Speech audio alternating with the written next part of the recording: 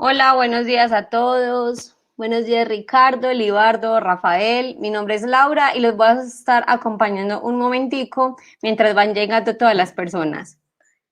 Hola, buenos días, Juan, Vanessa, Nora. Buenos días a todos. Buenos días, David, María Isabel, Carlos, Jaime. Buenos días a todos. Muchas gracias por estar con nosotros en esta ocasión. Buenos días. Wow, hay muchas personas. Buenos días a todos. Israel, Wilson, Dayana, Fernando, José. Buenos días a todos.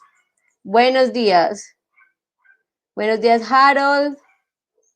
Buenos días desde México, Iván Ocampo, ingeniero Iván Ocampo. Buenos días. Muchas gracias por estar con nosotros en esta ocasión. Buenos días, Walter, Jason, Juan Pablo, Alfredo. Buenos días a todos.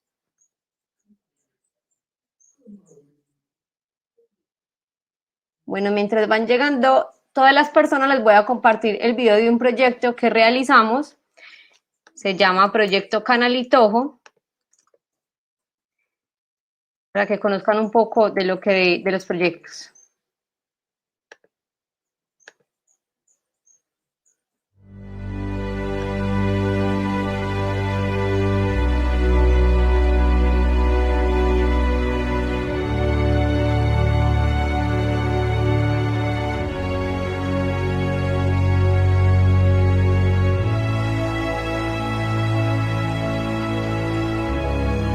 Nosotros tenemos más de 400 años en este territorio y vivimos de la pesca, de los cultivos. Sembramos la yuca, que la uyama, que la patilla, el maíz. Bueno, de la agricultura vivimos aquí en nuestro territorio.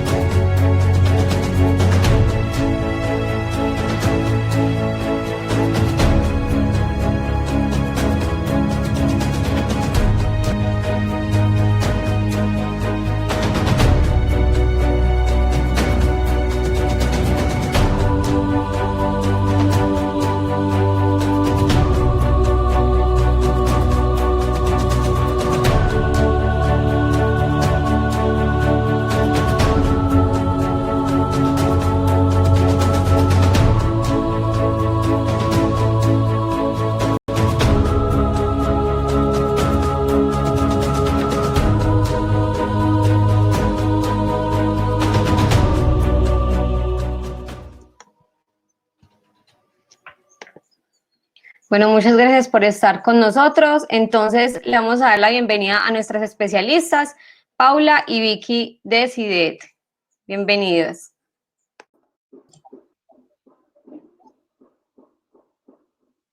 Bueno, muy bienvenidos.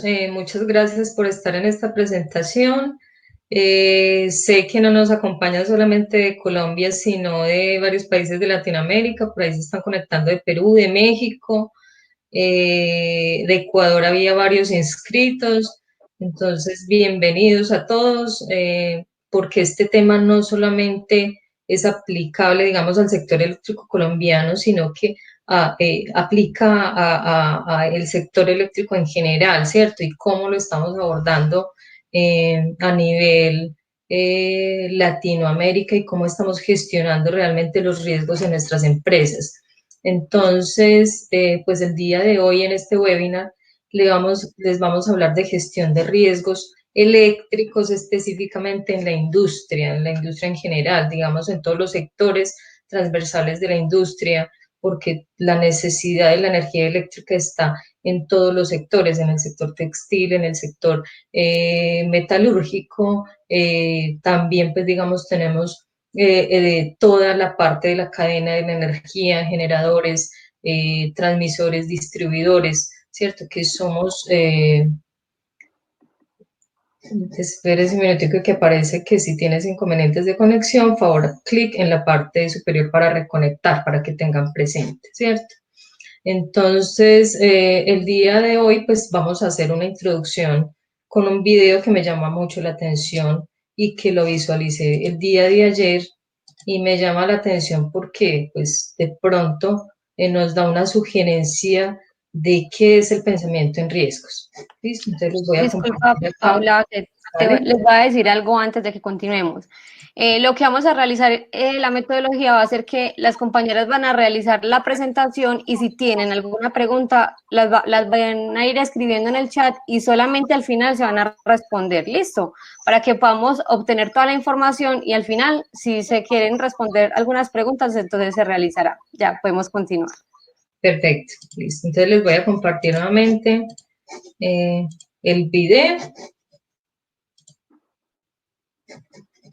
Espero que todos lo veamos, lo voy a repetir porque es un video cortito.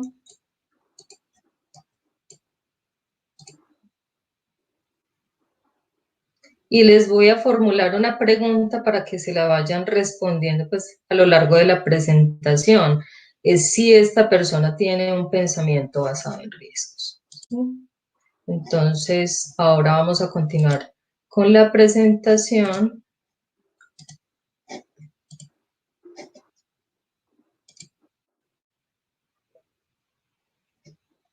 ¿Están viendo la pantalla? De pronto, Vicky, que me comente si están viendo toda la pantalla Por completica. acá está ok. Ok, listo, perfecto. Bueno, entonces la gestión de riesgos eléctricos en la industria. Pues nosotros somos IDEF, una empresa del sector eléctrico de 25 años. Este año estamos cumpliendo 25 años en el sector, apoyando toda la parte de innovación en la industria y en el sector eléctrico en Colombia y en otros países, y también trabajando temas de evaluación de la conformidad en inspección de instalaciones eléctricas, en certificación de productos, con laboratorios en el sector eléctrico y también con otros proyectos que apoyan, digamos, en ese tema de la gestión del sector. Entonces, el día de hoy vamos a estar Paula Andrea Montoya, soy yo, ingeniera electricista que lleva 20 años de experiencia trabajando en diferentes sectores, hace 9 años trabajando en el CIDET, especialista en gestión empresarial y con una MBA pues y con, digamos, especialización en proyectos. Y Victoria Mercado es una ingeniera electricista con especialista en líneas de transmisión y distribución, quien también pues tiene 5 años de experiencia en el sector y ha trabajado con CIDET hace 4 años en temas relacionados también con inspección de instalaciones eléctricas. Entonces, el día de hoy vamos a hablar de 3 aspectos. Aspectos generales de la norma ISO 31000. Esta norma, pues digamos, nos da un referenciamiento de cómo las organizaciones deben adoptar y hacer una gestión de riesgos adecuada, pues digamos, las normas se basan, digamos, en unos estudios que hacen diferentes sectores, los normalizan, los documentan y con eso se determinan, dan caminos para que las organizaciones implementen unos sistemas de gestión adecuados.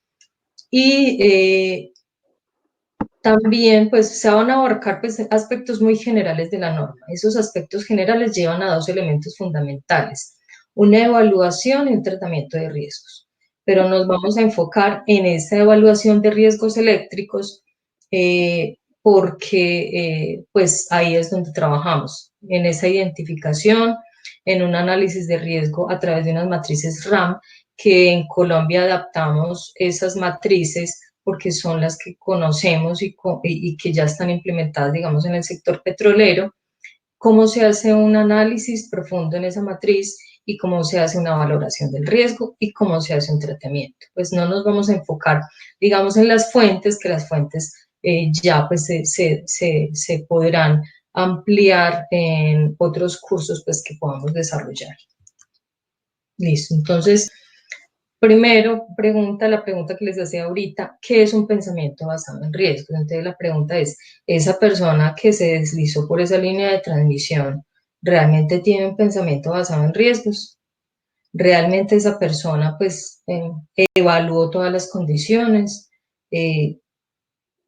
y sí determina a esa persona de que realmente no va a afectar el objetivo que tiene. El objetivo de él de pronto es llegar rapidito, ¿cierto? Bajarse rapidito de esa línea de transmisión, porque de pronto quiere llegar a su casa rápido, ¿cierto? Ahí lo está esperando su familia, de pronto tiene habilidades tipo superhéroe y por eso pues toma la decisión de deslizarse así en la línea.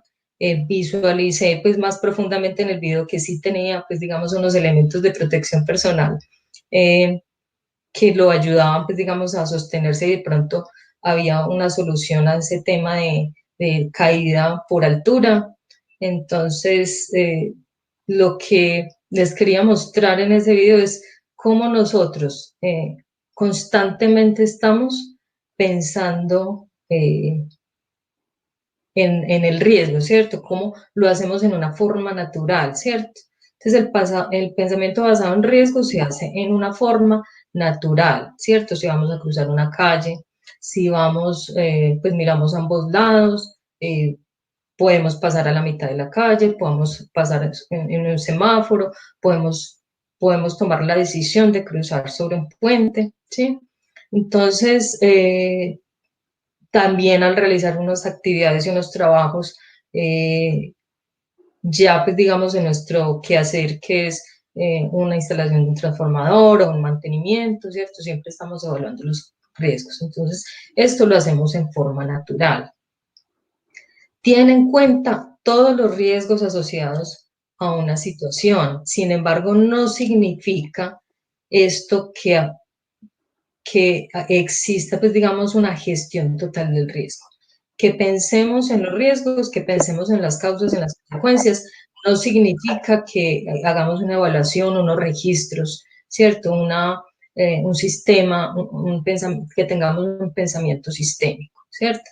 Significa el pensamiento basado en riesgos, incorporar en lo que hacemos cómo se afectan los resultados de lo que deseamos lograr, ¿cierto? Esta parte es muy importante porque estamos pensando constantemente y estamos pensando en cómo se afectará a las otras personas, cómo afectará a los resultados, cómo afectará a esos objetivos. Listo. Continuamos aquí.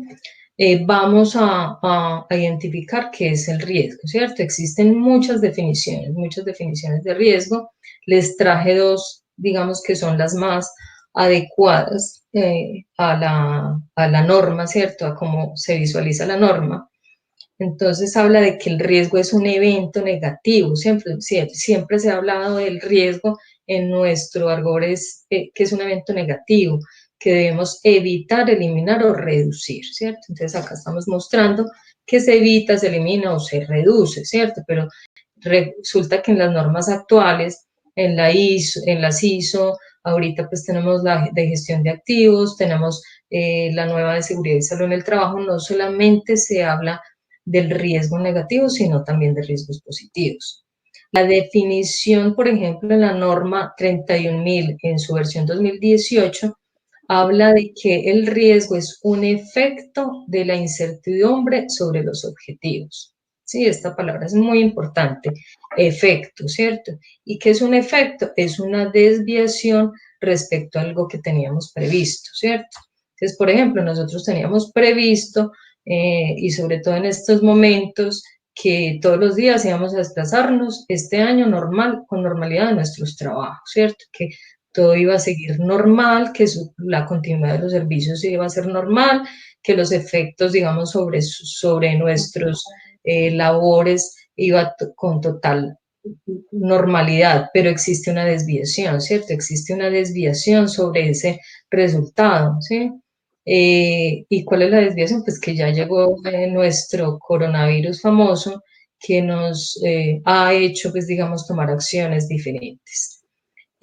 Puede ser negativas, positivas o ambos, ¿cierto? Y puede crear o resultar en oportunidades o amenazas, ¿cierto?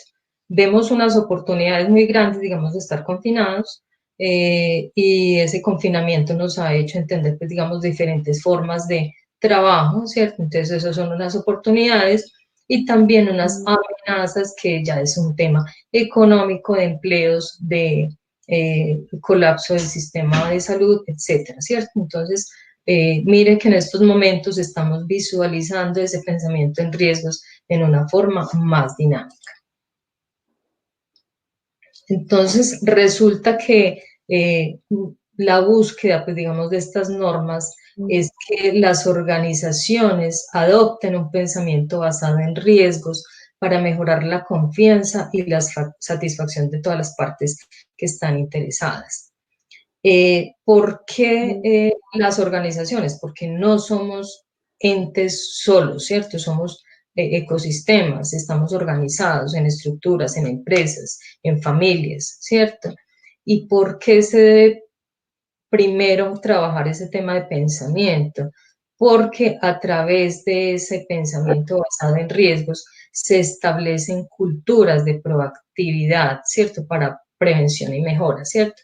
Si la organización en las personas no genera ese pensamiento, ¿cierto? Ese pensamiento colectivo, ¿sí? De que es algo positivo, que vamos a prevenir, que vamos a mejorar, que vamos a tener una consistencia con la calidad de nuestros productos y servicios, se le hace más difícil la implementación de un sistema de gestión, ¿cierto? Entonces, primero hay que trabajar una cultura para poder llegar a un sistema de gestión, ¿cierto? Los sistemas de gestión, y ya lo hemos vivenciado, digamos, con normas como la 9001 o como la implementación de otras normas, que si no tienen una base que sea no netamente documental, ¿cierto? La 9001 hablaba mucho de documente, registre, ¿cierto? Entonces todo se volvió papel, más no digamos una cultura. Entonces hay que trabajar primero en esa cultura para generar una facilidad en la implementación de este sistema de gestión. Por ejemplo, la norma 31.000 habla y define, pues digamos, la gestión de riesgos y todas las implicaciones que tienen en la organización. Habla de una aplicación sistémica, ¿cierto? De toda la organización, ¿cierto? De políticas, procedimientos, prácticas, actividades de comunicación y consulta, ¿cierto? De involucrar a todas las personas que trabajan en la organización, de establecer tratamientos, de hacer seguimientos, revisión, registro e informe. Entonces, hablamos ya de ese pensamiento, lo trasladamos a un sistema de gestión que realmente se puede visualizar porque tenemos que involucrar, digamos, a las personas que están expuestas a ese riesgo. Tenemos que hacer que esas personas que son los técnicos que trabajan en las instalaciones, que se exponen, digamos, a esos riesgos, tengan esa cultura, que visualicen previamente cómo realizan las actividades, qué riesgos corren, cómo aplican los protocolos, los procedimientos, cómo usan sus elementos de protección personal, ¿cierto? Entonces, una cosa es el tratamiento que se da, ¿cierto? Y otra cosa es el pensamiento y otra cosa es una gestión integral del riesgo. Bueno, tener una cultura del pensamiento basada en riesgos en la organización es preguntarse todo el tiempo qué puede salir bien o mal en nuestra organización, ¿cierto? Acá está, pues, digamos, la pregunta como mal, pero también puede, como vimos que había riesgos positivos, también es preguntarse qué puede salir bien en la organización. ¿Qué podemos hacer para evitarlo, ¿cierto? O maximizarlo en riesgos positivos. ¿Y qué hacemos si algo de esto sucede? Entonces, pensemos en, o sea, se cambian las preguntas, no se pregunta en beneficios económicos solamente, no se piensa en maximización de utilidades, ¿cierto? Sino también en todos esos efectos que pueden causar los riesgos en nuestra organización y cómo podemos hacer una minimización de ese riesgo y qué hacemos en ese momento que suceda, ¿cierto? Entonces, la norma ISO 31000 en su versión 2018 determina cómo hacer el proceso sistémico de la gestión de riesgos en un proceso que se identifica, digamos, en esta figura. Esta figura es extraída pues de la norma, donde están cuáles son los ítems para hacer un proceso adecuado de riesgo. Existe un ítem que es el alcance, contexto y criterios, ¿cierto? Y esto tiene que ver con, pues más adelante se los explico. La evaluación del riesgo, que son 3 hitos súper importantes: la identificación del riesgo, el análisis y la valoración, que es donde nos vamos a enfocar ahorita, pues digamos, en el riesgo eléctrico y el tratamiento del riesgo, ¿sí?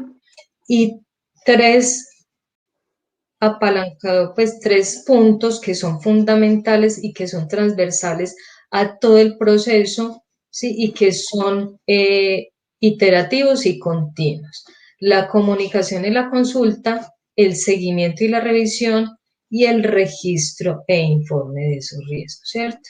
Entonces, tenemos estos elementos que son los centrales, ¿sí? Que se hacen constantemente, pero apoyados de una comunicación y consulta constante, de un seguimiento y un registro de los informes que se puedan generar. Entonces le vamos a hablar de esos 6 puntos, ¿sí? Que de ese numeral 6 en la norma, que es procesos, en la norma ISO 31000, donde están descritos cada uno de esos propósitos, para qué, digamos, cada uno de esos ítems que estaban pues en la figura anterior que les mostré. El propósito de la comunicación y consulta es asistir a las partes pertinentes a comprender el riesgo. Esto es fundamental, ¿cierto? ¿Cuáles son las partes interesadas? ¿Quiénes son las partes interesadas? Entonces está el director del proyecto, está el líder del proyecto, está el técnico que realiza la actividad, el tecnólogo, ¿cierto? Entonces, todas esas personas, junto con la parte de talento humano, junto con alguien de seguridad y salud en el trabajo, junto con las cabezas de las empresas, son las partes interesadas, ¿cierto? Esas partes interesadas deben comprender el riesgo, las bases que se toman decisiones y las razones por las que son necesarias acciones específicas, ¿cierto? Entonces, esas personas se reúnen y empiezan a hacer un estudio de cuáles son las decisiones que se deben tomar y qué acciones se deben tomar. La comprensión del riesgo es total, tiene que ser muy amplia para que se entienda y se pueda hacer, digamos, una buena comunicación del riesgo. La toma de conciencia y la comprensión es fundamental también en este punto. La norma nos habla de que esa toma de conciencia es en todas las partes que trabajan a nivel de esa comunicación y consulta es fundamental. Y la suficiencia en la información. La suficiencia en la información, porque entre más información yo tenga, puedo tomar decisiones, ¿cierto? En estos momentos tenemos, digamos, las estadísticas del coronavirus, tenemos cómo van otros países, nos están bombardeando de información. Entonces, para decidir que una persona puede volver a trabajar, ¿cierto? Debe tener todos el riesgo muy bien estudiado, una toma de decisiones adecuadas y una comprensión del riesgo, ¿cierto? Una comprensión de qué ocurriría si se presenta el evento, ¿sí? Entonces, en esa comunicación, la comunicación es la obtención de retroalimentación e información para apoyar la toma de decisiones. Y la consulta es el sentido de inclusión y apropiación de las personas afectadas por el riesgo. Entonces, consulta, ahí empezamos, digamos, a volverlo un sistema, ¿cierto? En el cual tenemos que incluir a todas las personas que van a verse afectadas por el riesgo, ¿cierto? Entonces, pues a veces hay decisiones que se hacen pues sin esas consultas y las personas puede que se sientan atropelladas o se sientan pues digamos afectadas por esas decisiones. Entonces, por eso la norma llama a ese tema de involucrar a todos, ¿cierto? Entonces vamos al numeral 6.3 de la norma: alcance, contexto y criterios. El alcance hay que definirlo claramente. ¿Sobre qué parte vamos a hacer la evaluación del riesgo?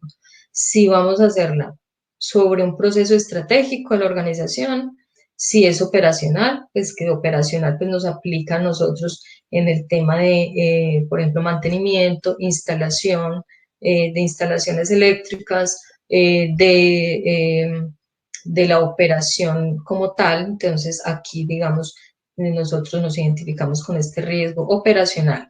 O puede ser a nivel programa, proyecto o actividad, ¿cierto? Entonces el alcance es identificar dónde vamos a aplicar esa evaluación del riesgo. En un contexto interno o externo, ¿cierto? Hay que tener el contexto claro. ¿Vamos a prestar un servicio para una empresa o esa empresa nos va a prestar un servicio, ¿cierto? No solamente evaluarlo a nivel empresarial interno, sino tengamos todo el contexto externo también claro, porque muchas veces yo asumo riesgos, pero la otra empresa o la empresa para la cual yo voy a prestar un servicio tiene instalaciones inadecuadas, no tiene mantenimiento sobre sus instalaciones, entonces todas esas evaluaciones hay que realizarlas. ¿Y cuáles son los criterios para la valoración del riesgo y su priorización?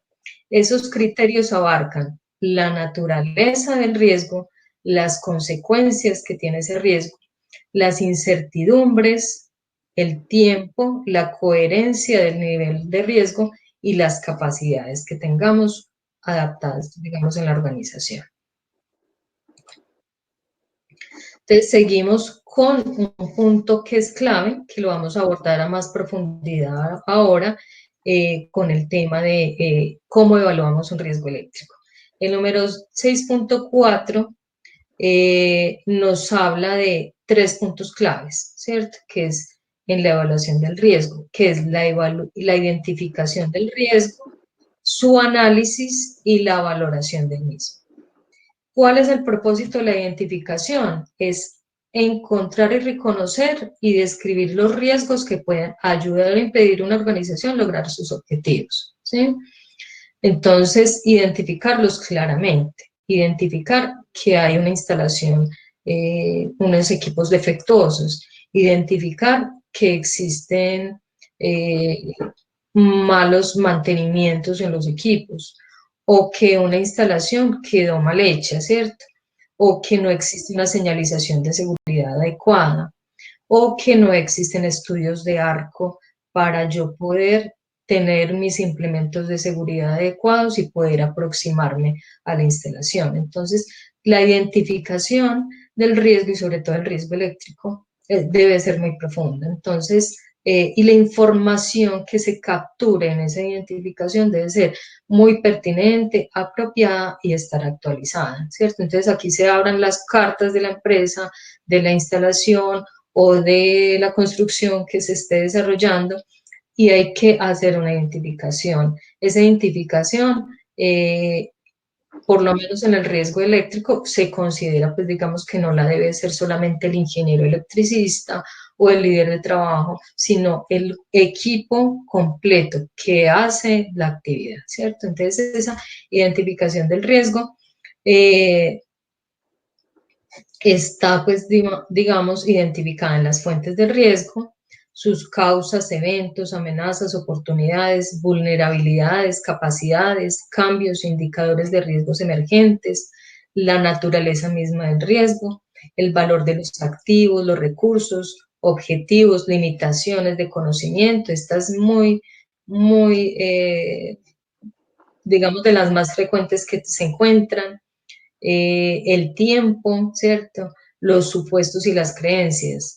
Supuestos como que eso no ha pasado nunca, entonces no va a pasar, eso tranquilo que le metemos la mano a ese tablero y eso nunca ha pasado nada, y ya lleva pues el tablero con 20 años de vida útil cumplida.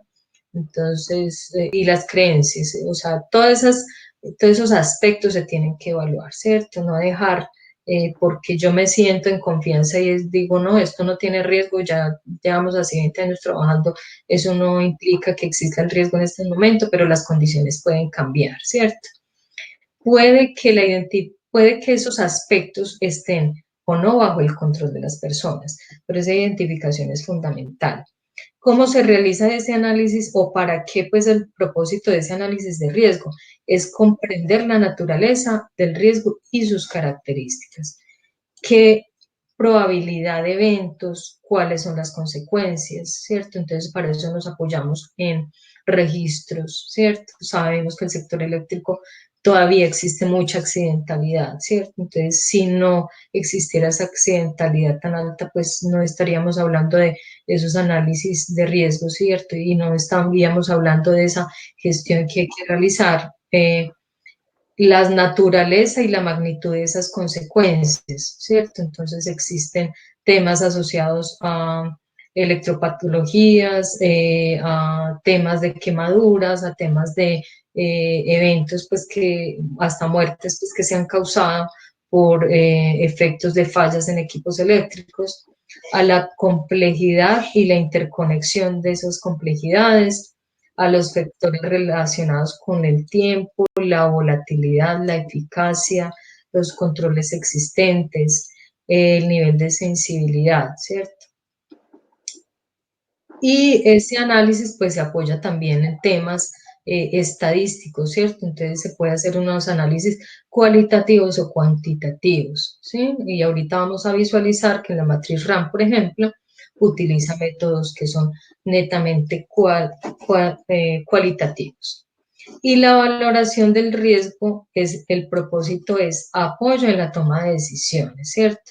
¿Qué decisiones voy a tomar yo con ese riesgo identificado y con el análisis que tomé? Y con unos criterios que debo yo considerar para poder determinar qué acciones voy a tomar, ¿cierto?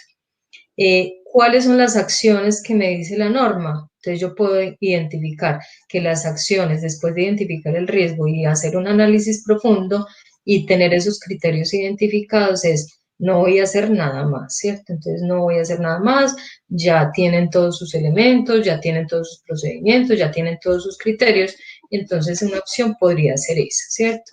Otra opción podría ser hacer un tratamiento del riesgo. Otra opción es hacer un análisis adicional de ese riesgo para comprenderlo mejor, ¿sí? Mantener los controles existentes, entonces por eso periódicamente estamos recibiendo acá en Colombia, por ejemplo, noticias de que la cuarentena se mueve, ¿cierto? Entonces comprendemos que existe un riesgo, hacemos unos análisis, entonces movemos la cuarentena cada 15 días, ¿cierto? 15 días más. O mantenemos los controles existentes o reconsideramos los objetivos. Entonces los objetivos pueden cambiar y puede identificarse que realmente ese no es el objetivo de nuestro trabajo y cambiamos de objetivos. Bueno, regálame un tiempo, tomo agua. Perfecto, entonces seguimos con el numeral 6.5 de la norma, que habla de ese tema de tratamiento del riesgo. ¿Cómo se trata el riesgo? El propósito de este numeral es seleccionar e implementar opciones para abordar el riesgo. No solamente se deben tener consideraciones económicas para poder hacer un tratamiento, ¿cierto? Se debe tener en cuenta las obligaciones de la empresa, las obligaciones de esa organización, los compromisos y los puntos de vista de las partes interesadas, ¿sí? Los objetivos organizacionales, los criterios y recursos para poder hacer un tratamiento adecuado. Entonces, digamos, el tratamiento de riesgo es una responsabilidad. Cuando ya identificamos en las fases anteriores que hay un riesgo evidente y que tenemos que hacer ese tratamiento, no solamente es cuánto cuesta, entonces no compremos pólizas o no hagamos la actividad, no, sino todas esas implicaciones para la organización, cuáles son esos compromisos de la organización y cuáles son esos objetivos organizacionales. Entonces, este tema de tratamiento es un tema iterativo, ¿cierto? Por eso lo pintamos de esta forma, donde existe un primer punto que es formular y seleccionar las opciones del tratamiento. Un segundo es planificar e implementar el tratamiento. Un tercer punto que es evaluar la eficacia de este tratamiento, decidir si el riesgo es residual o es aceptable y si no es aceptable, efectuar tratamiento adicional y volvemos, digamos, a hacer este círculo que nos ayuda, pues, digamos, a hacer un tratamiento adecuado, ¿cierto? Esto no solamente es use mascarilla, venga, pero entonces es eficaz, ¿sí? es planificada, muéstreme si realmente tiene los recursos adecuados, es aceptable, elimina el riesgo, o si existen riesgos residuales, cómo podemos nosotros volver, digamos, a iterar. Entonces, volvemos aquí, por ejemplo, dando el ejemplo del coronavirus, listo, entonces usamos mascarilla, pero entonces hay que usar alcohol también, hay que desinfectarse totalmente cuando se llega a su vivienda, las personas que están trabajando, cuáles son las acciones que deben abordar en ese tratamiento del riesgo. ¿Y cuáles son las opciones para el tratamiento del riesgo? Evitar el riesgo, ¿cierto? Entonces evitamos, estamos confinados.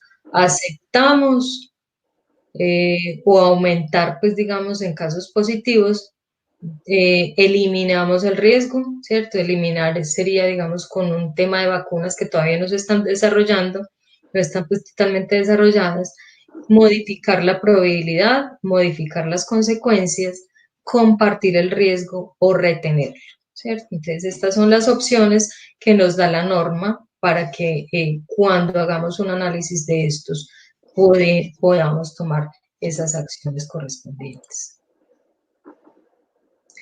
La preparación para esa identificación de los planes de tratamiento, aquí pues se listan en el numeral 6.5, ¿cierto?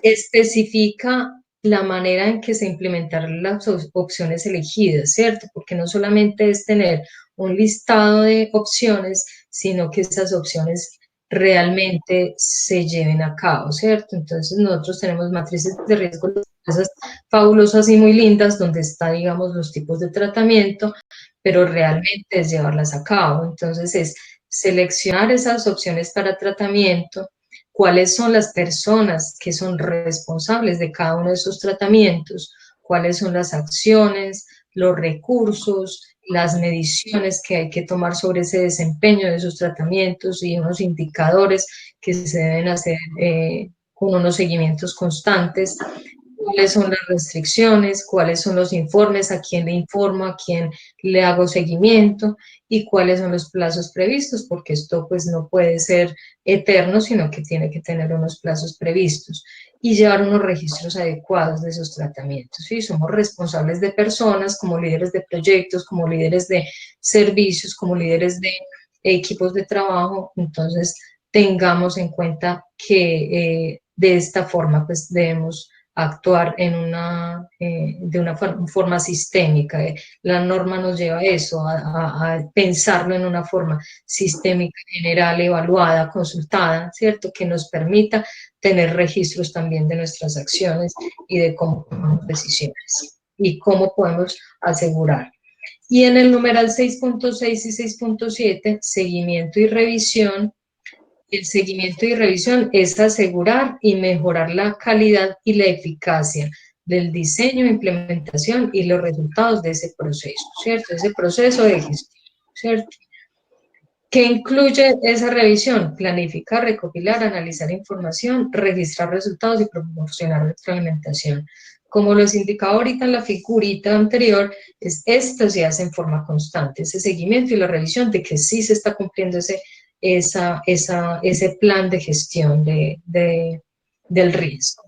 Y registrar e informar es que se informe a través de los canales apropiados, que se comuniquen las actividades de gestión del riesgo a toda la organización, ¿cierto? Porque como sabemos, todos somos responsables, todos tenemos el pensamiento basado en riesgos y todos tenemos que tener la información para toma de decisiones, para una mejora de las actividades que estamos desarrollando y para una interacción con las partes interesadas, ¿cierto? Entonces, nada hace una empresa tener, digamos, su esquema de seguridad y salud en el trabajo por allá sin divulgarlo, sin proporcionar la información adecuada a todas las personas que están trabajando, sin llevarla, pues, digamos, a todos los niveles, ¿cierto? Hay una información que obviamente son informaciones que son confidenciales dentro de la organización, pero por lo menos las personas que están implicadas en el riesgo, se les debe proporcionar toda la información para que se tomen decisiones. Bueno, entonces en esta parte termino pues digamos todo Lo que les quería mostrar eran todos los aspectos relacionados en la norma con la gestión del riesgo y que interactúan muy bien, digamos, con lo que hacemos nosotros como ingenieros y pues si hay profesionales en seguridad y salud en el trabajo también, que nos ayuda a hacer, digamos, esa identificación, sobre todo en el tema del riesgo eléctrico, ¿cierto? Entonces seguimos con Victoria, quien nos va a hablar sobre la evaluación de origen de riesgo eléctrico. Bueno, hola, buenos días. Aquí ya empiezo pues a compartir.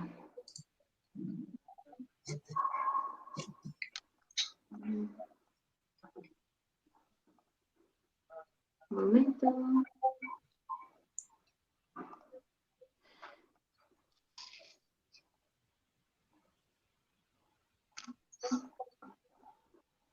Un momento que no me está apareciendo la presentación. Les pedimos a todos el favor de que desactiven el botón de las cámaras y el del micrófono, por favor.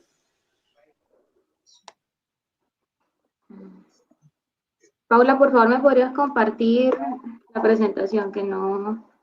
Perfecto, ya te lo comparto. Gracias.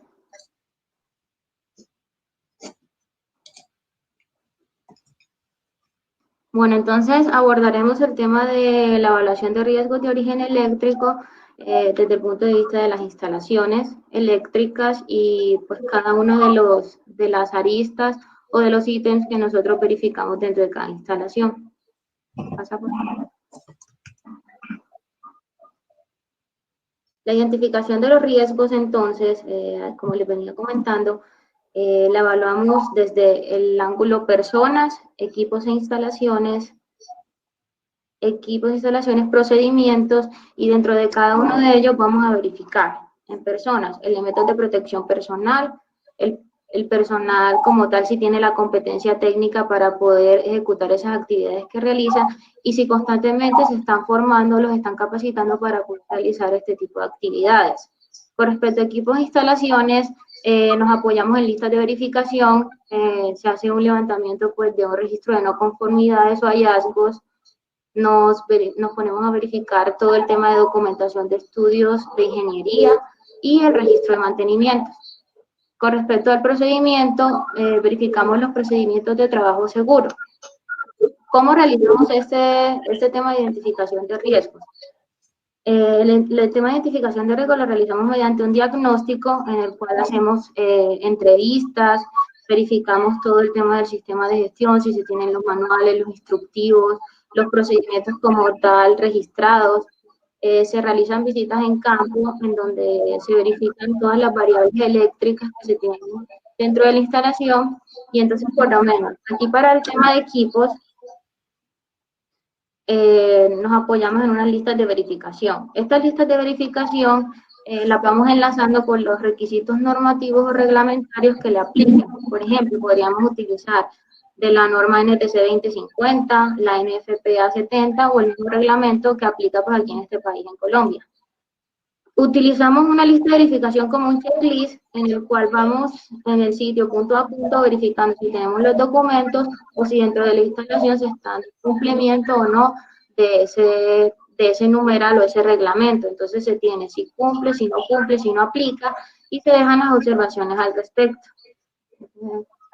Cámbiame, Paula, por favor. Luego de eso, entonces realizamos un consolidado de esas no conformidades que encontramos dentro de la instalación y las vamos clasificando por medio de unos factores de riesgo que ya podrían ser un equipo defectuoso, contacto directo, contacto indirecto, tensiones de paso y contacto, o también las vamos categorizando por criterios, ya serían técnicas de instalación o sistemas de puesta a tierra o señalización de riesgo eléctrico. Todo esto se hace y se va enlazando con el numeral el cual está incumpliendo y junto con la aclaración de cuál es la no conformidad específica o el incumplimiento que se tiene.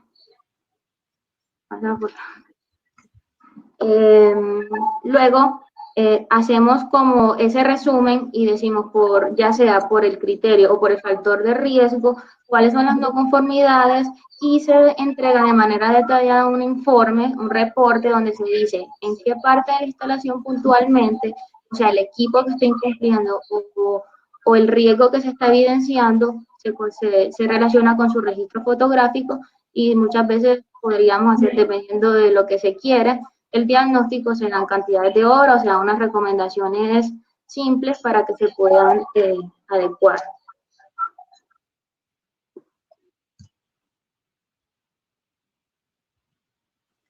Bueno, con respecto a los estudios, que es otro apoyo que tenemos, revisamos los cuadros de carga, que es bastante importante la actualización de esta información dentro de la instalación, porque se conocen los valores operativos de los equipos, la coordinación de aislamiento eléctrico, la existencia de estudios de cortocircuito y falla tierra, nivel de riesgo por rayos y medidas de protección contra rayos, y saber que sí, realmente sí se están implementando, que sí se tienen dentro de la instalación, distancias de seguridad requeridas, sabiendo que se deben de marcar, que se debe delimitar para que todo el personal que esté dentro de la instalación sepa a qué se está exponiendo.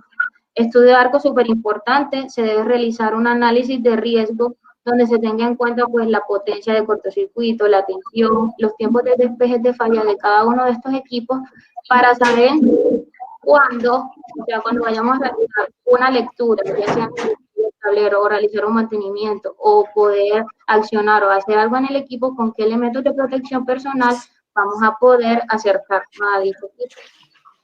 También tenemos cálculo del sistema de puesta a tierra, que se esté drenando de manera correcta las descargas en la instalación, una coordinación de protecciones contra sobretensiones, y los diagramas unifilares también actualizados, porque de acuerdo con eso nosotros podríamos saber, o sea, si es un mantenimiento, si se hace una modificación, un arreglo dentro de la instalación, que todo sí esté concatenado y que se tengan que las protecciones agua arriba o aguas abajo estén incluyendo realmente todos los equipos que se tienen instalados. Bueno, como apoyo tenemos entonces la medición de esos parámetros eléctricos, de todas esas variables, y tenemos entonces aquí el sistema de puesta a tierra. Esto se puede realizar, pues se puede medir con un telurómetro de alta frecuencia, con pinzas que miden las tierras. ¿Y por qué se hace esto? Porque el sistema de puesta a tierra permite que el sistema eléctrico esté protegido de sobretensiones y que no existan esas descargas entre la estructura de puesta a tierra y pues la red. Entonces, de acuerdo con el reglamento, o sea, con el reglamento técnico que tenemos aquí en Colombia, se especifican unos tiempos, o sea, se da como recomendación que los sistemas de puesta a tierra se deben inspeccionar o se deben revisar cada tanto, dependiendo del nivel de tensión. Entonces tenemos que, para sistemas de alta y extra alta tensión, cada año se hagan inspecciones visuales, y de pronto cada 5 se le hagan ya inspecciones visuales y las mediciones, ya que estos componentes tienden a perder efectividad después de unos años debido a corrosiones, a fallas eléctricas, daños mecánicos e impactos de rayos. Más o menos se tiene que unos valores aproximados de los sistemas de puesta a tierra van desde un ohmio en sistemas de alta y alta tensión, y 25 ohmios para sistemas de baja tensión, y también se tienen en cuenta para el tema electrónico de ohmio, entonces son valores referentes. Listo. Relacionado al sistema puesta a tierra, también debemos controlar las tensiones de paso y contacto, para que esas tensiones transferidas que se dan dentro de las instalaciones no superen los umbrales de soportabilidad. Entonces, un sistema de puesta a tierra que sea bien diseñado debe controlar estas tensiones de paso y contacto. No significa que si yo tengo los valores de referencia que tiene el reglamento dentro de mi instalación, que los medí, significan que están controladas las tensiones de paso y contacto. No, deben también ser medidas, ya que el reglamento exige que se deben medir en estructuras de líneas de transmisión superiores a 115 kilovoltios, en zonas urbanas y en estructuras localizadas a menos de 20 metros de escuelas, viviendas, industrias, comercios, y en general en lugares de alta concentración de personas. Estas tensiones de paso y contacto también se tienen unas tablas que podemos mirar en el reglamento, la IEEE, 81.2, cómo se realizaría la medición y dependiendo del nivel, dependiendo del tiempo, los milisegundos en los cuales se tenga, se tiene un rango de aceptación de esos niveles. Por ejemplo, en 100 milisegundos se tiene un aproximado de 300 voltios y se tiene tanto para un público en general como para un público en el tema ocupacional. Por ejemplo, personal que trabaja en una subestación.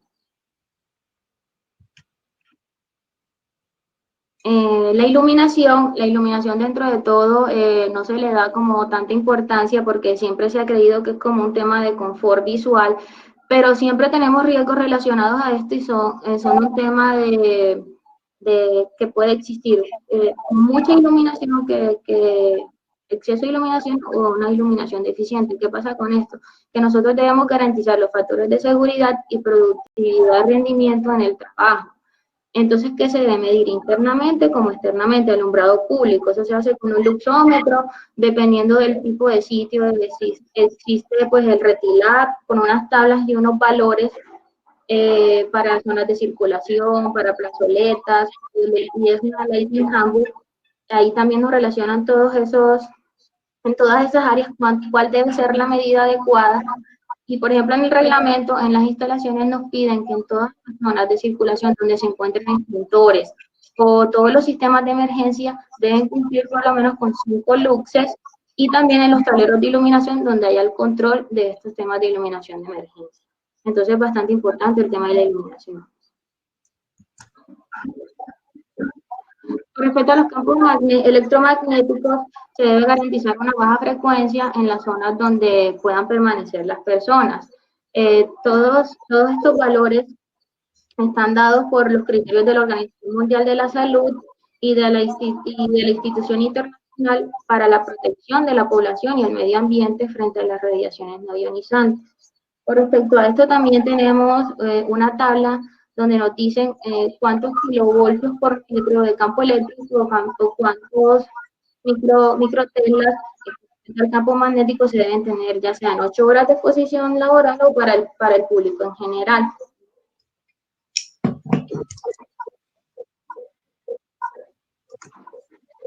Con la continuidad va muy de la mano con el sistema puesta a tierra, ya que nos permite evidenciar qué equipos y estructuras metálicas que se encuentran dentro de la instalación son susceptibles a energización y que deben presentar una equipotencialidad con el sistema de puesta a tierra. Es decir, que cuando hay una descarga o algo dentro de una carcasa o de pronto una descarga en una escalera, cualquier cosa que ocurra, eso se drene al sistema de puesta a tierra y que la persona no esté expuesta a esta materialización del riesgo.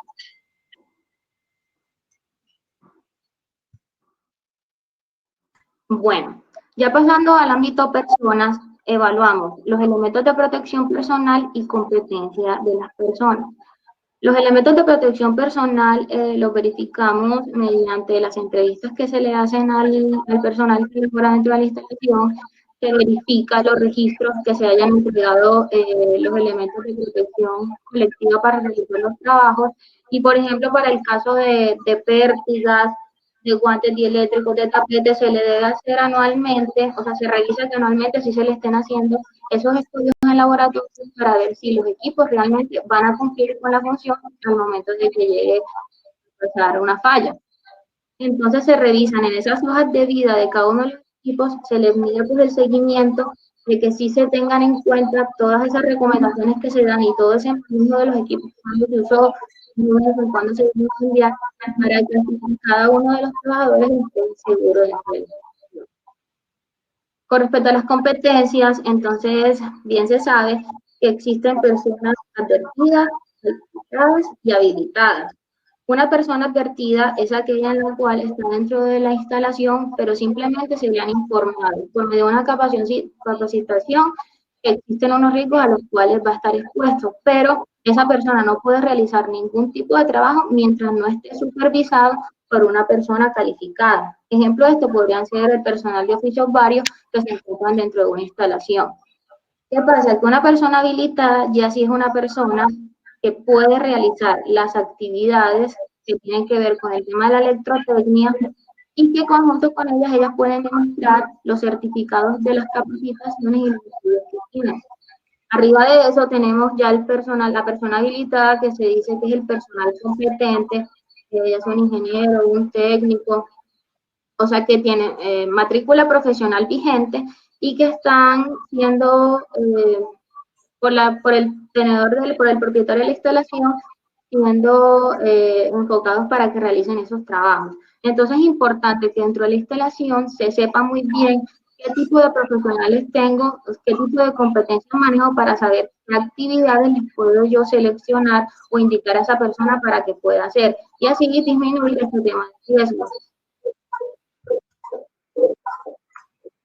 Bueno, los procedimientos, como decía inicialmente Paula, es importante que dentro de la instalación se tengan toda la implementación del tema de riesgos. Entonces, ¿qué pasa? Que no solo en la instalación se va a tener documentalmente escrito, bueno, tenemos un procedimiento de trabajo en tensión, no, sino que ese procedimiento y todos los formatos, todo lo que se tenga en el sistema de gestión, los manuales, los instructivos, que se le divulgue a todo el personal técnico, porque muy bien se sabe que toda la confianza que se tiene en el trabajo, muchas veces se nos olvida realmente cómo se debe hacer un procedimiento, al equipo de confianza. Entonces, que siempre se tenga una constante divulgación y que realmente se implemente todo lo que se tiene dentro de ese programa.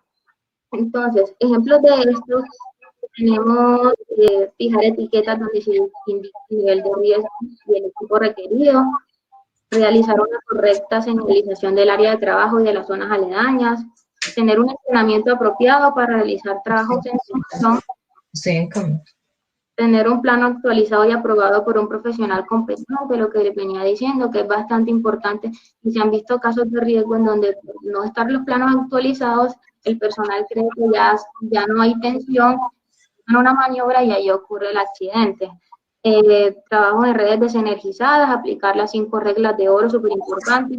Por ejemplo, para los trabajos de altura, que se tengan los permisos de trabajo, que el personal esté certificado para trabajo avanzado en altura, que se tenga un coordinador que le permita dar ese permiso de trabajo y poder verificar los puntos de anclaje, y trabajo en tensión con redes energizadas.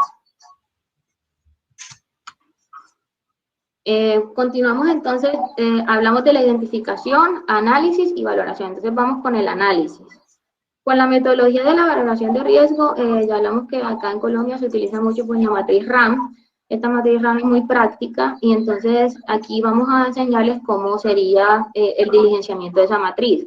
Entonces tenemos que primero se define el factor de riesgo que se requiere evaluar o categorizar. Luego se define si ese riesgo es potencial o real. Ya bien se sabe si es real es porque ha pasado, y potencial es porque aún, o sea, se tiene la sospecha que puede pasar. Entonces, seguimos luego determinando las consecuencias, ya sean personas, las consecuencias económicas, ambientales, o si ya van más de la mano de la imagen de la empresa. Luego se busca un punto de cruce entre las consecuencias y la frecuencia en la cual se está dando eso, ya sea en la empresa o en el sector. Se repite el proceso y se cubren todas las posibles pérdidas que se tienen de acuerdo con los riesgos, y se toma la categoría de mayor nivel de riesgo. Y ya luego se toman ahí sí las decisiones y acciones. Entonces, el reglamento nos cuenta que se pueden determinar unos riesgos altos, y por ejemplo aquí en esta gráfica de pastel tenemos, por ejemplo, arco eléctrico tiene un 0.95%. Este es un ejemplo de cualquier instalación. Y tenemos también un contacto directo con un 42%. Eso no quiere decir que por tener mayor porcentaje el contacto directo significa que va a tener un alto riesgo a diferencia de un arco eléctrico. ¿Cómo podríamos categorizar esto? Nos dan cuatro formas de ver cuándo se determina un alto riesgo, y es que existan condiciones peligrosas plenamente identificables, especialmente carencia de medidas preventivas específicas contra los factores de riesgo eléctrico, o sea, ya sea equipo o las instalaciones como tal, o sea, temas locativos. Que el peligro tenga un carácter inminente, es decir, que existan indicios racionales de que la exposición al factor de riesgo conlleva que se produzca el accidente, o que la gravedad sea máxima, es decir, que haya una gran probabilidad de muerte, lesión grave, física grave, o que se destruyan bienes importantes de la instalación o de su entorno. Y por último, que existan antecedentes comparables, es decir, que el evaluador tenga por lo menos una referencia de un accidente ocurrido, pero en condiciones similares.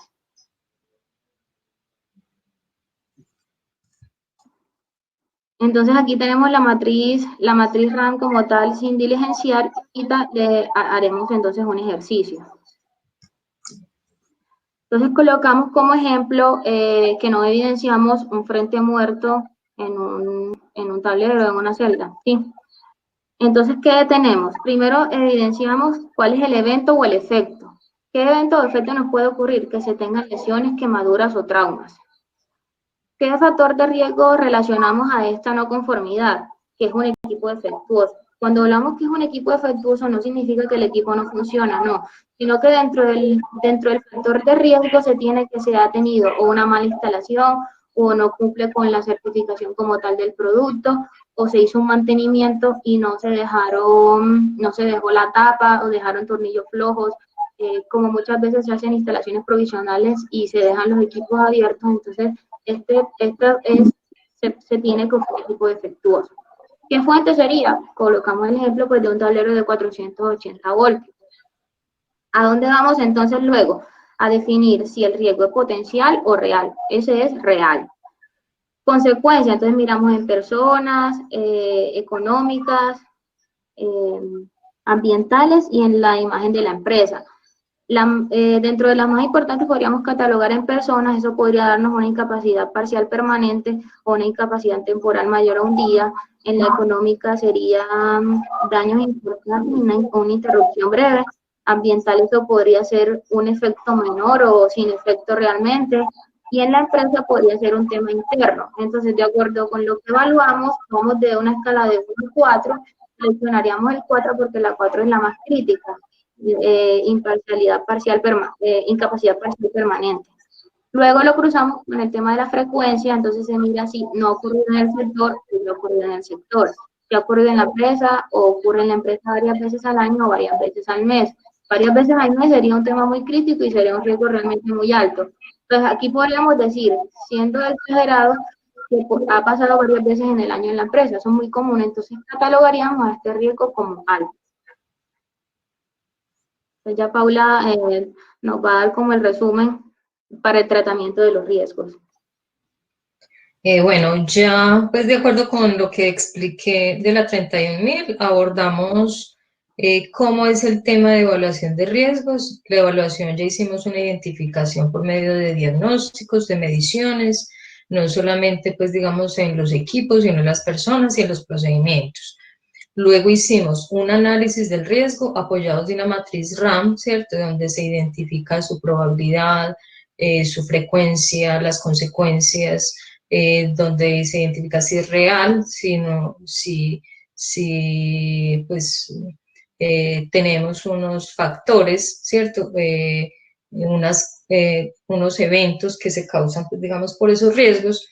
Y hacemos una valoración, ¿cierto? Entonces identificamos, de acuerdo con todas esas condiciones que tenga la organización, la empresa, ¿sí? Si es un riesgo bajo, si es un riesgo que no requiere tratamiento, ¿cierto? Y los riesgos que realmente requieren tratamiento, entonces pasamos a la etapa de tratamiento al riesgo. Entonces, en esa etapa de tratamiento al riesgo, vamos a abordar qué tratamientos se pueden identificar. Los tratamientos se asocian a los equipos, ¿cierto? En el sector eléctrico se asociarían a los equipos, a los procedimientos y a las personas, ¿cierto? Entonces ya hablamos de que las personas deben estar entrenadas, deben estar capacitadas para realizar la actividad que deben realizar. El uso de los elementos de protección personal no solamente es tener los elementos de protección personal, sino que sepan para qué se usan, en qué momento se deben usar, ¿cierto? Si tenemos, digamos, unas marcaciones adecuadas de estudios de arco eléctrico de identifique los elementos, es saber, digamos, para qué se utilizan los guantes dieléctricos, para qué se utilizan todos los elementos, para que en toda esa radiación que se genera por un arco, cómo la persona se puede proteger adecuadamente. Y un tema muy clave es la competencia, ¿cierto? Competencia que pues aquí, por ejemplo, el tema de los linieros, ahorita que veíamos, digamos, en ese video extremo, esa persona realmente tiene esa competencia para desplazarse así por esa línea, realmente sí tiene ese conocimiento, sí, realmente sí evaluó los riesgos. Entonces, todos esos efectos de tratamiento del riesgo que deben evidenciarse en las personas. En procedimientos, obviamente, pues el procedimiento de trabajo seguro, que esté documentado y que esté realmente conocido por las personas. Antes de realizar cualquier trabajo, hacer los ATS, análisis de trabajo seguro, los permisos de trabajo. Existen pues accidentes que se han presentado y en este año se han presentado pues en Colombia 3 accidentes que han sido críticos y mortales. Uno de ellos, un líder de trabajo que le da una indicación, pues digamos, a una persona de que haga una actividad, ¿cierto? Y resulta que esa persona dijo, no, me parece muy riesgoso el trabajo, y el líder de equipo dijo, entonces yo lo realizo porque creo que es un trabajo poco seguro. ¿Y qué sucedió? Pues eh, eh, concluyó, digamos, en la muerte de la persona. Entonces, en esos permisos de trabajo deben ser firmados por líderes de equipo, líderes de cuadrilla, y las inspecciones constantes deben estar acompañados, si son trabajos con tensión, estar acompañados por personal de seguridad y salud en el trabajo también, ¿cierto? Entonces, son equipos interdisciplinarios los que hay que pues, abordar, digamos, en esa construcción y en ese tratamiento del riesgo, en esa documentación del riesgo. Y ese tratamiento del riesgo también aborda pues también los equipos, entonces cómo realizamos las señalizaciones adecuadas en los equipos, las señalizaciones de advertencia para que las personas no se acerquen, para que personas que no tienen esa habilitación de llegar a la instalación y de manipularla estén advertidas realmente. Un bloqueo y etiquetado y también un tema asociado pues en la parte anterior de procedimientos que me faltó incluir es la parte de comunicación, cómo se hacen las maniobras de comunicación entre las personas. En ese tema también de procedimiento, las reglas de oro son básicas, hablan de 5, hablan de 8, pero realmente es aplicar los procedimientos adecuados para que las personas estén seguras, tanto en actividades con tensión como sin tensión, ¿cierto? Y en actividades que puedan tener una proximidad de la persona a las instalaciones. Entonces, la matriz RAM nos indica en una forma muy clara cómo se toman las decisiones y qué actividades hay que hacer para ejecutar los trabajos. Digamos, en ese riesgo alto que se evalúa en la matriz RAM de ejemplo, habla de la decisión a tomar es minimizar el riesgo, ¿cierto? Buscar alternativas que presenten menor riesgo, demostrar cómo se va a controlar el riesgo y analizar con barreras o distancias y usar EPPs, ¿cierto? Elementos de protección personal. Y indica que requiere permisos de trabajo especiales. Entonces se toma la decisión de tratar el riesgo de esta forma, minimizándolo, buscando otras alternativas, ¿cierto? Y mire que es algo simple, ¿cierto? Y que se visualiza el riesgo se asocia a un levantamiento, una identificación que se realiza de que no existe un frente muerto, ¿cierto? Entonces, no existe un frente muerto, una acción es alternativa, pues colóquele, o sea, instálele, digamos, haga la protección adecuada, ¿cierto? Hagan la protección adecuada previa de ese tablero, porque el riesgo está latente. Y para ejecutar trabajos, ¿qué se debe hacer? El jefe o supervisor del área involucrada aprueba, pues digamos, los ATS, los análisis de trabajo seguro, los permisos de trabajo se presentan al líder para que sí se apruebe realizar trabajos en esa instalación, ¿cierto? Y no es, digamos, un tema que es aislado, es un tema que es en conjunto. Las decisiones no las debe tomar una persona, sino equipos interdisciplinarios, equipos que realmente conozcan cómo se realiza la actividad, que tengan ese pensamiento basado en riesgos en sus cabezas.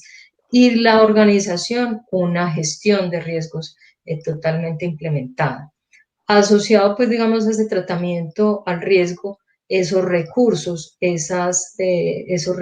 para que la persona pueda cumplir su labor adecuadamente. Y como lo decíamos, no solamente es un tema económico, es un tema que también puede afectar muchas más condiciones en la empresa, no solamente económicas. Entonces, el tratamiento a riesgos, ese análisis, esa evaluación del riesgo hace parte de toda la organización y debe estar implementada en toda la organización. Pues acá pues ya cerramos la charla, vamos a las preguntas. Listo. Vale, perfecto. Primero quiero dar dos comentarios acerca del video que colocaste anteriormente. Dos comentarios, uno es de Eddie y nos dijo, el video lo que notó es lo que nota Eddie en el video es el exceso de confianza del trabajador, cosa que puede causar la muerte y la seguridad ante todo. Y Rafael nos dio otro comentario y dice, muchas veces es por la confianza a que todos los días se realiza el mismo trabajo. Fueron dos comentarios sobre el video. Entonces vamos ahora con las preguntas. José María nos pregunta, para el sector eléctrico, ¿es necesario aplicar las 5 reglas de oro?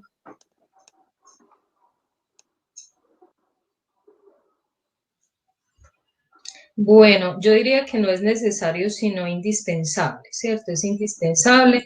En Colombia, pues no tengo claramente identificado, pero creo que se hablan de 8 reglas de oro, porque aplicando, digamos, este procedimiento, que es un procedimiento sencillo, se puede tomar decisiones adecuadas a la hora de realizar un trabajo.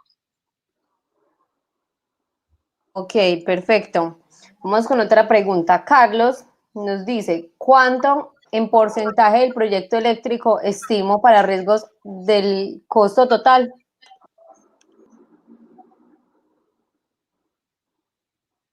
No, pues no comprendí la pregunta. ¿Es cuánto del proyecto Mira, él reserva en ¿cuánto, riesgos? ¿cuánto en porcentaje del proyecto eléctrico estimo para riesgos del costo total? Pues no podría yo indicarte, ¿cierto? Porque existe, digamos, una, una identificación de costos que se hace asociado, pues, digamos, a una buena ingeniería, ¿cierto? Una buena disposición de ingeniería que va de la mano, digamos, de esa mitigación de los riesgos, ¿cierto?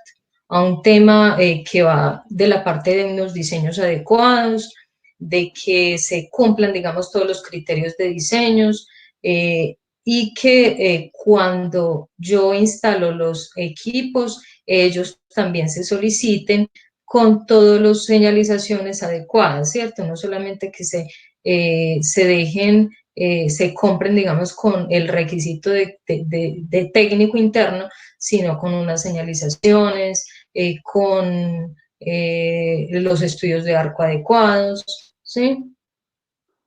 Ok, Entonces, no, pues no sabría decirte cuánto sería el porcentaje en costos.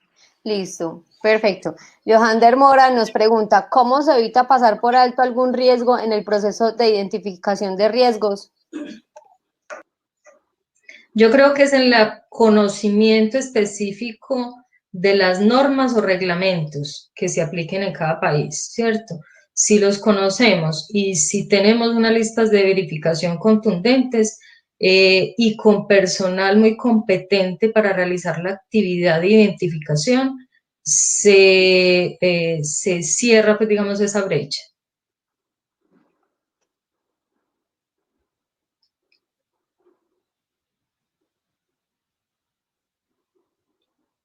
Otra pregunta.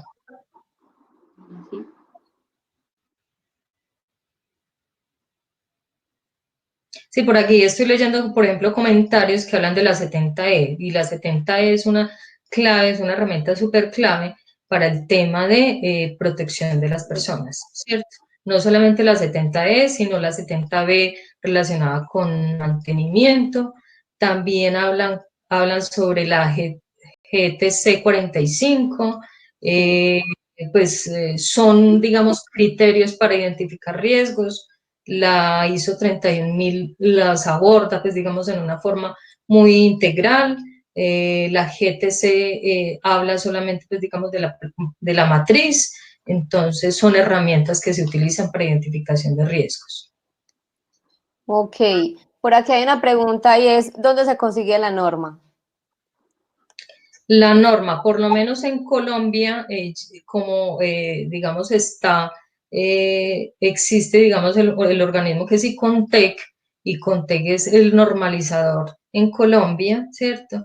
Se puede conseguir, que es la NTC ISO, pues ellos hicieron la traducción y ellos son las que realizan la venta. En otros países, a través de la ISO se puede conseguir, de la página de la ISO. Ok, genial. Bueno, aquí hay una pregunta y es, ¿cuál es la forma adecuada de formular un riesgo identificado? Puede que estemos identificando una consecuencia o un impacto en el riesgo en sí.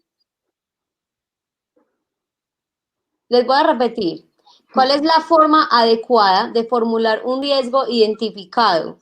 Puede que estemos identificando una consecuencia o un impacto y no el riesgo en sí. Bueno, con respecto, aquí en Colombia, dentro del RETI, el reglamento, nos habla de las clases de riesgo, los factores de riesgo que se tienen.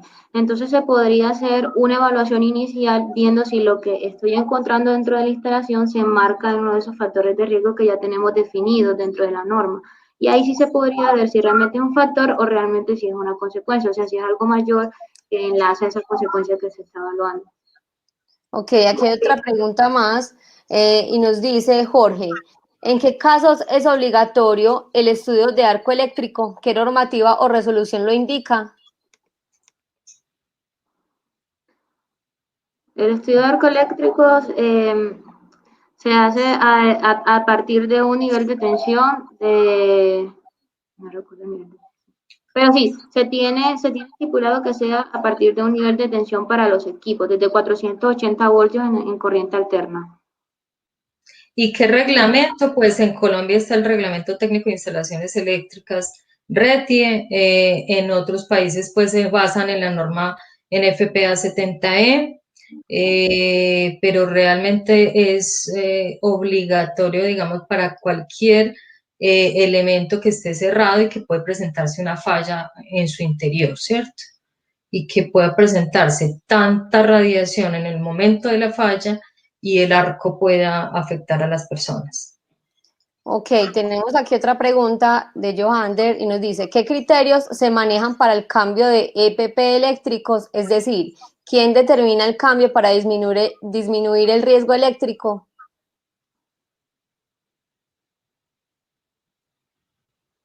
Se las voy a repetir. ¿Qué criterios se manejan para el cambio de EPP eléctricos? Es decir, ¿quién determina el cambio para disminuir el riesgo eléctrico? Pues quien determina el cambio realmente es la persona responsable de seguridad y salud en el trabajo, ¿cierto? Que quien tiene que realizar inspecciones constantes a esos elementos de protección personal y determinar bajo qué normas están clasificados esos elementos y cuál es su vida útil, ¿cierto? Y cuál es también la frecuencia de uso. Cuando evalúa todas esas condiciones, esas personas que son las responsables de dirigir en las empresas estos temas de seguridad y salud en el trabajo, determinan cuál es la frecuencia de cambio de los EPPs. Ok, continuamos con otra pregunta. Arnold nos pregunta, ¿dónde se puede obtener certificación sobre el manejo de la norma? Certificación sobre manejo de la 31000, pues en cursos que realizan constantemente se hacen certificaciones. Ok. Y hay otra pregunta más. Nos dicen, ¿los riesgos se pueden eliminar o mitigar? Sí, o sea, hay varias condiciones. La norma como tal, pues habla de varias opciones, no solamente de eliminar y mitigar, sino de evitar, aceptar, eliminar, compartir, retener. Se comparte por medio de pólizas, se modifican también las probabilidades y consecuencias. Entonces, opciones de tratamiento en riesgo son varias, ¿sí? No solamente esas dos. Ok, aquí hay una pregunta más. Santiago nos dice, ¿me podrían explicar mejor el diligenciamiento de la matriz de riesgos RAM? Bueno, ese diligenciamiento, esa explicación, si te la dejamos para otro momento, pues donde vamos a hacer una profundización más alta, no solamente se utiliza la matriz RAM, sino pues digamos otros mecanismos para ese análisis de riesgo, otras matrices y otras metodologías que nos gustaría profundizar en otro curso. Ok, una pregunta más para ir finalizando. Johander Mora nos dice, ¿cómo se puede determinar de manera correcta la valoración de riesgos? Por ejemplo, dos personas pueden tener diferentes concepciones de un mismo riesgo.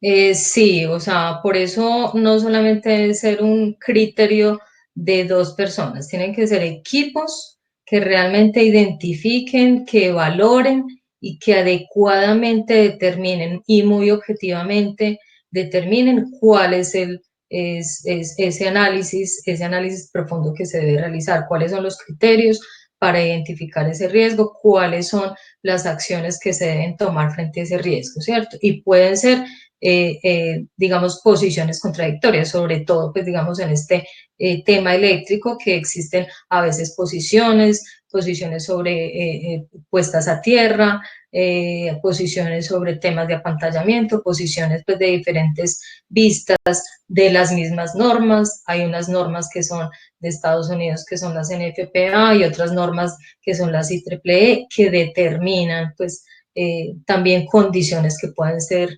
diferentes en posiciones. Ok, por acá Diego nos dice, según su experiencia, ¿cómo persuadir a que el operario técnico no caiga en el exceso de confianza? Es un tema cultural y es un tema que se debe embeber por parte de las organizaciones para que las personas tengan, digamos, inmerso en su actuar un trabajo de autocuidado, ¿cierto? Es un trabajo que debe realizar estas organizaciones con sus áreas de talento humano para que las personas generen esa cultura, sobre todo de quererse a sí mismo y poder trabajar ese tema de riesgo adecuadamente. Ok, entonces así damos por finalizado nuestro webinar del día de hoy. Muchas gracias a todos por su asistencia y por confiar en nosotros para obtener nuevo conocimiento o para afianzar el que ya tienen. Nos vemos en una próxima ocasión y de nuevo muchas gracias por estar con nosotros. Que estén bien y chao. Hasta Muchas luego. gracias. Muchas gracias. Chao. Chao.